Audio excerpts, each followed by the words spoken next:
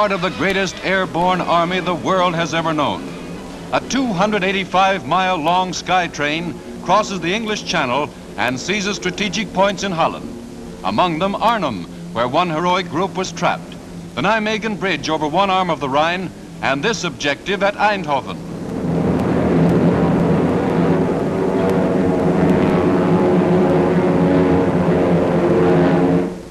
Coming in for a landing, one glider sideswipes another.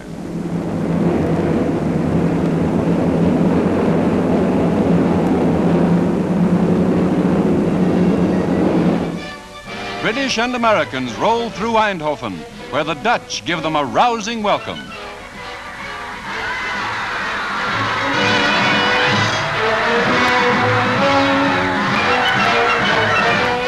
Meanwhile, Patton's Third recaptures part of the Maginot Line. The Germans had replaced French 75s with heavier Krupp guns pointed west. The Yanks promptly point them toward Germany.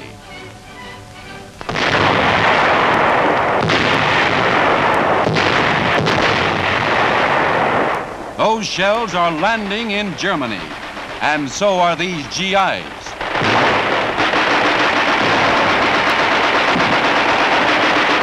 Eupen, taken from Belgium in 1940 and considered by Hitler as German territory, falls to the Allies. Yes, by the signs, Adolf thought he had this one hooked, but it got away.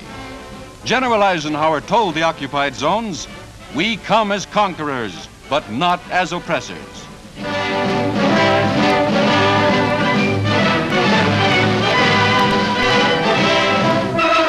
The head man of another German town across the original border surrenders the telephone exchange and post office. This places the war on Hitler's doorstep. Near the German border at Vittel, 2,100 American and British will soon be free. They owe their freedom to the lightning Allied thrust. Many British had been here for years, and Americans for 2. These little sisters of the poor cared for the aged and sick during the entire period. Aaron Rappaport of New York and his daughters, as well as Mr. William Irwin of Philadelphia, are among the many happy to see the Yanks. And the youngsters, for the first time in their young lives, will know the meaning of freedom and the flag that symbolizes it.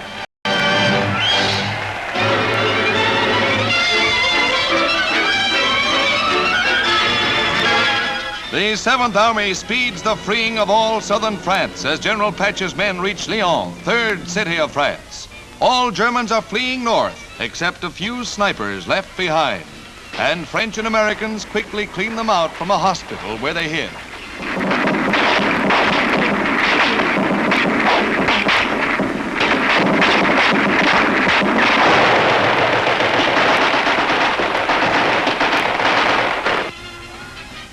With quiet restored, the celebration starts in earnest with special cheers for the French commander Tassigny.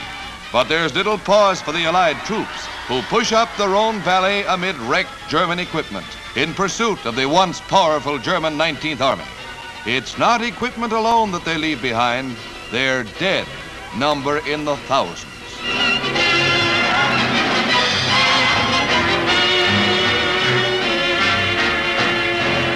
The town of Bourg is passed on the chase north, and thanks for the Yanks echoes the reception in other liberated centers.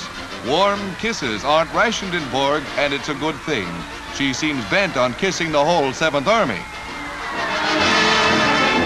Through reception such as this, the troops push to Belfort Gap, southern anchor of the West Wall.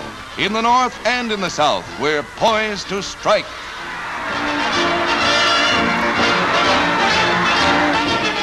In one of the largest mass surrenders of the war, near Beaugency, 20,000 armed Nazis are herded to the rear to be disarmed.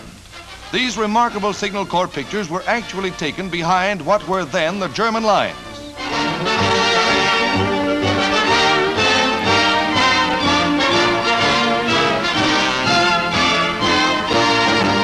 Major General Elster tenders his revolver to Major General Robert Macon in token of surrender. The German general bitterly blamed the High Command for the plight which sent almost 2 divisions into captivity.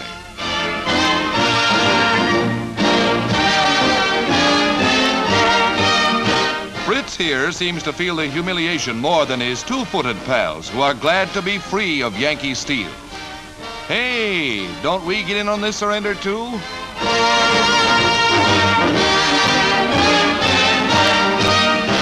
It's the end of the line for these supermen who form only a small fraction of the prisoners taken since D-Day. Prisoners who will have time to think over the Hitler fables.